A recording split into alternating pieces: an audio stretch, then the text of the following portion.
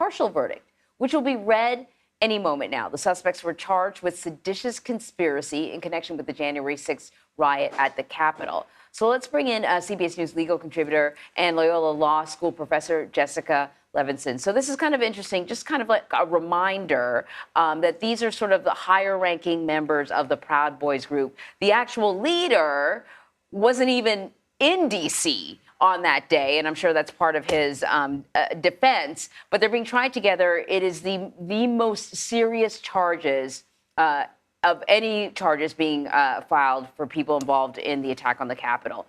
The jury asked a question the other day about whether one goal could satisfy the objectives of two separate charges. Can you sort of explain what they were trying to get clarification on? Yes. And I think this shows, as the judge said, that this is a really careful jury because it shows they were really going charge by charge as they should have and trying to make sense of these very lengthy jury instructions. And what they were basically trying to figure out is the jury instruction said, if you have one of these three goals, for instance, that is enough to satisfy this charge. And we have charges like trying to obstruct an official proceeding and trying to prevent, I'm paraphrasing here, but the peaceful transfer of power. And what they're trying to figure out is if they found one of those three, can that carry over to more than one charge? The answer is yes. But I think it's important for a couple of reasons. One, I suspect that we're going to see at least some guilties. That's not a revelation here. I think most people will probably expect that. But I also think we could see a partial verdict in the sense that this will not be all or nothing. I think they really went defendant by defendant, charge by charge. And for me, the thing I'm really watching is that the first three charges were all conspiracy charges. And the big part of the defense for the Proud Boys here is we didn't have a plan. We didn't have an agreement ahead of time. And I really want to know if the jury found that, in fact, the defense was successful on that, there wasn't enough of a plan, it all kind of happened organically, or if we do see guilties on those first three conspiracy charges. So, why a partial verdict, Jessica? Explain that to us. Right. Thank you for asking for that. So what I'm wondering about in terms of the partial verdict is basically two questions. One, do they find basically different things for different people in the sense that we just talked about the chair? He was not there. Why? Because he was actually arrested a few days before for burning a Black Lives Matter flag. So he wasn't in that space. He wasn't at the Capitol. Now, will there be, for instance, guilty for some charges for him, but not for others because he wasn't, marching into the Capitol on January 6th? And will we also see a partial verdict in the sense that for some people, they just found maybe guilty on one or two charges, but not on others?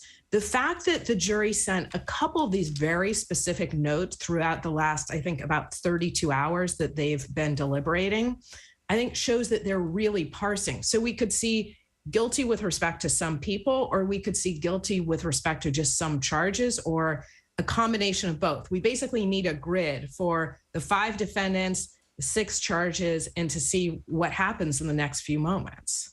Can we just remind people of just how rare seditious conspiracy is as a charge?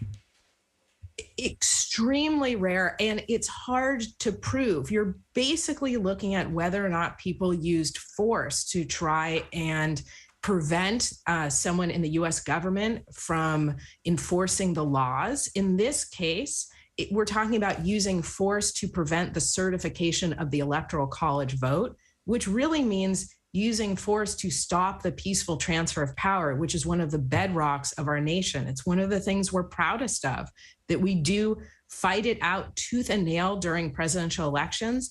But then we always say, okay, you won, and I wish you the best, and you're the president for the entire country. Seditious conspiracy is rare for that reason, that we typically do have that peaceful transfer of power. I will also say, I think that the prosecutors here made a decision that they could pass that threshold of reasonable doubt, knowing that this would be extremely high profile and that it would be hard to prove. Again, there's this charge of conspiracy to commit sedition, a seditious conspiracy charge. And that requires showing that there was some sort of agreement and that people took an action in order to effectuate that agreement. And it is, I think a lot of people will be watching to see, did the prosecution basically go a little bit too far? Should they have stayed with those lower charges, those lesser charges? Or was this a really important signal to everyone that what happened on that day was not merely the destruction of government property? What happened on that day is something that presents an existential threat to our country. So the defendants are blaming former President Trump for what happened on January 6th. Does that have any implications at all for the ongoing federal investigation into his role? Will it have an effect on the jury in their cases? Great question. So will it have an effect on the jury? I mean, that's certainly what the defense is hoping for here, which is that this plan, to the extent there was one, didn't come from the Proud Boys. It came from the former president, and they were just responding to his language. They were just responding to his directions. And they really tried to place blame, as you mentioned, on him, not on themselves. Now, the key in this courtroom, obviously, is how that plays with these particular jurors. Will it have an effect on other investigations? I think the answer is really no. This is an attorney's argument. They're trying to persuade the jury. It's not evidence that, for instance, the special counsel will use in those ongoing investigations regarding January 6th. Now, it obviously is the case that the special counsel looking into January 6th will be trying to determine the level, if any, guilt and culpability that the former president has. But again, the attorney arguments in this case, that's just kind of run-of-the-mill trying to persuade the jurors. You know, a lot of the evidence presented had to do with sort of chats back and forth, text messages, whatever, stuff that they said on podcasts. Is there an argument that, and I think a lot of the defendants have been sort of speaking like this, that it's just stuff that you say? Like, yeah, we did this, or we should get, it's going down, or whatever. I don't know what they say. But that you might say some inflammatory things about, let's get together and do this, but that doesn't mean that you're organizing anything. Absolutely. I think that is exactly what the defense has pointed to. They've basically tried to make a First Amendment argument that the defendants here, the Proud Boys, were targeted because of their political speech. That, in fact, they were, as you said, this is how people talk on text, and it doesn't show intent to actually commit seditious conspiracy.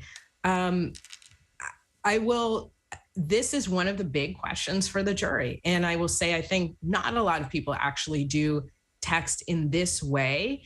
And what's important for conspiracy is that you don't need a document, for instance, that lays out, here's exactly where each person is going to be at this exact moment. It can be a very last minute agreement that is not, reduced to a writing. It doesn't mean that they need a formal contract or anything like that. And it can be agreement that they all understand they're going to take certain concerted actions together and commit these crimes. So yes, they're absolutely trying to say, as they said throughout the trial, these are just piecemeal texts. You never have that smoking gun of, here's what we're going to do exactly together on that day. But frankly, that's not what you need. And I went through the jury instructions in some detail, and you don't need what the defense is basically implying they do, which again is this very specific, I will be here, you will be there, and we will, take this and we will run with it. They need something, frankly, less organized, more organic. That can be enough for conspiracy.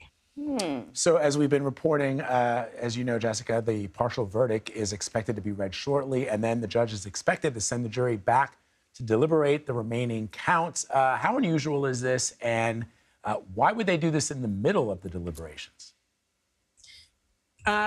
This is up to the judge. So the judge can say, no, go back, try harder. And we certainly do see that in jury trials. I think one of the things that, Vlad, you and I have been through a few of these jury trials now together, we see that judges have an enormous amount of discretion in terms of how they want to organize their courtrooms and what they want the jury process to look like. And I don't mean to punt on this issue other than to say, my guess is what the judge wanted is for them to basically kind of clear the decks and get out and give a verdict for what they could agree on, and then be able to focus just on the remaining charges, essentially allow them to check off much of their to-do list and then focus their time and energy just on what's left. It's entirely possible that the jury will say, we tried, we went back, and I'm sorry, this is all we have for you. At that point, it's really up to the prosecution as to whether or not they want to retry any of these charges. All right, so there you have it. We are awaiting a partial verdict in the January 6th attack on the Capitol case involving 5 members of the Proud Boys group. They are facing the most serious charges, seditious conspiracy. So partial verdict could mean anything. It could mean, certain individuals, they're all being tried together, but they didn't all do the same thing. Right. One person was not even in D.C., another person actually broke a window. So a partial verdict could mean the jury found some of them guilty of some charges or not. So we're waiting to hear from the judge. As soon as we get an update, of course, we'll bring it to you live. We have a lot of other news to get to, though. In the meantime, we're going to take a bit of a break.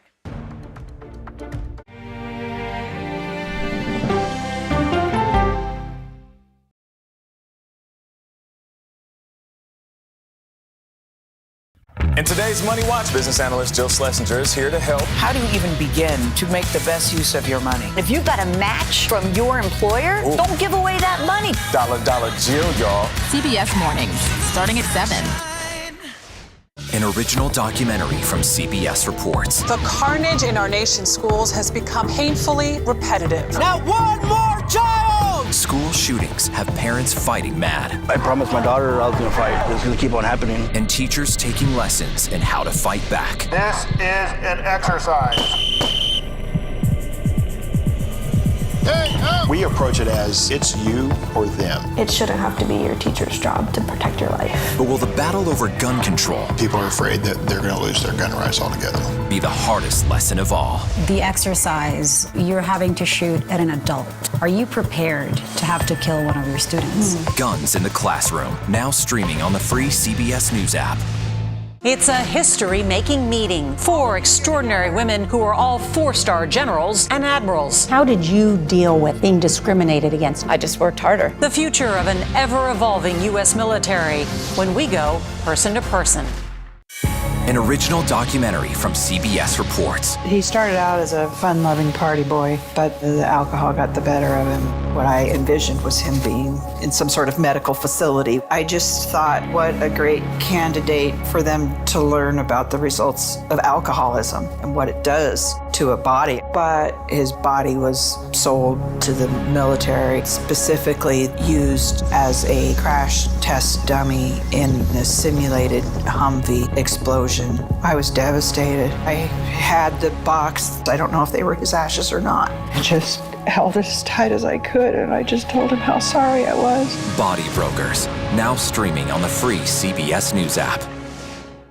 When weather is about to get extreme. We're talking about hail, we're talking about tornadoes, damaging wind. Every second counts. Let's now take a look at what that really means to you. That's why CBS News and the Weather Channel have come together to bring you virtual weather technology so advanced, so real. We can show you what it's going to look like when the storms come through. You'll see what will happen, where it will happen, before it does. Feel the forecast on CBS News. Time to get prepared.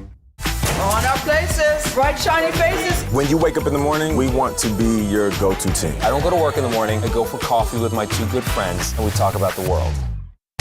People from every corner of America facing challenges. Everyone is just looking for some type of connection. Just raise your hand and say, hey, I'd like to help. Coming together to find solutions. We are going to do something about it. Their stories are our stories. Welcome to Eye on America. Stream on the free CBS News app, Mondays at 8 p.m. More than 14 million people are in the crosshairs as severe storms roll back into the South and Midwest. Let's bring in meteorologist Jordan Steele from our partners at the Weather Channel. Jordan, who needs to be on high alert? Good morning, Anne-Marie. Yep, we are back at it yet again. Places around the Lone Star State, up into the Red River Valley. We could be looking at storms not only up into the Sooner State, Oklahoma, I'm talking to you, but maybe even up into Kansas as well. So taking a look at the threats, you've got SPC highlighting that entire zone I just basically outlined for you. Torcon values between a 2 and a 3, and most of that just west of I-35. You can see west of Oklahoma City, where we could have the greatest likelihood of a couple of spin-ups. But the hail threat, yet again, bringing back the large hail potential. We could be looking at a good swath of 2-inch in diameter hail or greater. Again, you think of, lime size hail. This is hail that could cause some damage. So another day or night tonight, we need to park the car in the garage or the carport. All right, so we start things off today. Again, everything just getting going here in Texas. We'll have a dry line really kick things off from the Edwards Plateau down towards the Rio Grande, all the way up across the Red River Valley, where we mentioned where we could have a more likelihood of a spin up. But the large hail, these updraft strengths, especially down here around Del Rio, will be very robust. And then those storms will be alive through the overnight hours tonight and heading east. So some of us need to be prepped for overnight storms, which actually are more deadly.